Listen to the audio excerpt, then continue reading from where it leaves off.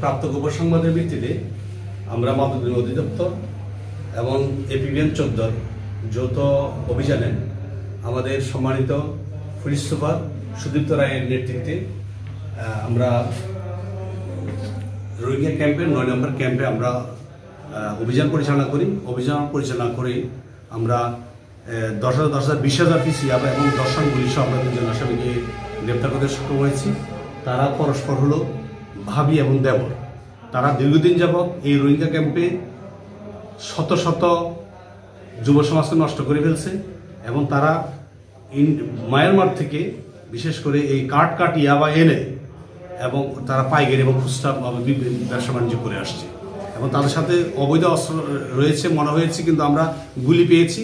আমরা অনেক চেষ্টা করেছি যে অস্ত্র উদ্ধার করার বিষয়ে, অস্ত্র উদ্ধার করা পারিনি। তো বিশেষ করে ওনার হাজব্যান্ড যেহেতু আছে, সে হয়তো বা অস্ত্র নিয়ে চলে গেছে। তো আমাদের নজরদারি অব্যাহত রয়েছে। আমরা কার্যক্রম আবার পর্যায়ক্রম আমরা পরিচালনা করব এবং এই মাদক ব্যবসায়ী যারা আছে রোহিঙ্গা ক্যাম্পে অবৈধ মাদক ব্যবসা করছে এই মায়ানমার থেকে, তাদেরকে আমরা পর্যায়ক্রমে আইনের আওতায় নিয়ে আসবো। প্রাথমিক জিজ্ঞাসাবাদে কি তথ্য পেয়েছে? প্রাথমিক জিজ্ঞাসাবাদে তারা এই ঘটনার সত্যতা স্বীকার করেছে এবং তারা বলেছে এই ইয়াবাগুলি তারা মায়ানমার থেকে আরও কয়জন এই ব্যবসার সাথে জড়িত, সকলে এই ব্যবসার সাথে একাত্র এই মালগুলি এনেছে। তো আমরা তথ্য পেয়ে আমরা এই তথ্যের ভিত্তিতে গোয়েন্দা নজরদারির ভিত্তিতে আমরা তাদেরকে এই মালসহ আমাদেরকে আটক করি।